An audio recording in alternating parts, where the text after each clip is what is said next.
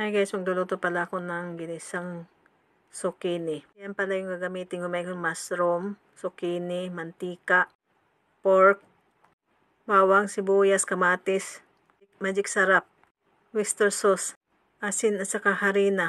Pinakuluan na tubig sa galing sa mushroom. Naglagay na pala ako ng mantika dyan sa kawali.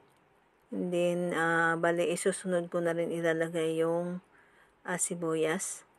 Antayin ko lang siya medyo mag-brown konti. Yan, sinusunod ko na yung sibuyas. Haluin ko lang muna din siya. Hanggang medyo maluto konti yung sibuyas. Pagkatapos pala niyan, bali isusunod ko na yung kamatis. Pagkatapos pala niyan, haluin ko lang muna yung kamatis na nilagay ko. Bali, antayin ko lang muna siya na medyo maluto konti yung kamatis.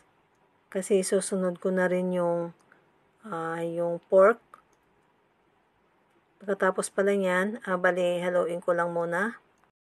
Antayin ko lang muna siya na medyo maluto yung pork na nilagay ko. Pag medyo okay na yung pork, isusunod ko na rin yung bali mushroom. Yan. Haluin ko lang din. Pagkatapos na medyo okay na ho yan, bali maglalagay pala ako ng asin. Para naman ay magkaroon naman ng lasa yung pork na nilagay ko. Hahaluin ko lang muna siya. Pagkatapos pala yan na nahalo na, maglalagay na pala ako ng oyster sauce. Pagkatapos pala naglagay ako ng oyster sauce, bali isusunod ko na rin yung ilalagay yung zucchini. Pagkatapos pala nilagay ko yung zucchini, bali hahaluin ko lang muna siya.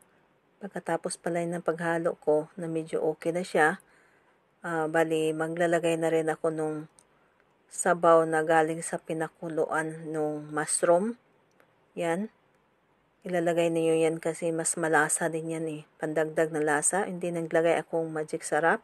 Pagkatapos pala naglagay ako ng magic sarap, yan, hahaluin ko lang muna siya. Pagkatapos na medyo okay yung zucchini na, bali, tatakpan ko muna siya para medyo maluto.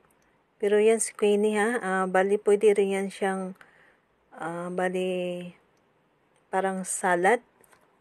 Pagkatapos pala yung hinalo ko, maglagay na pala ako ng all-purpose flour, harina, pangpalapot lang. Pagkatapos pala yan ay medyo okay na yan dahil hindi kailangan na lutuin yan eh. Dahil nga,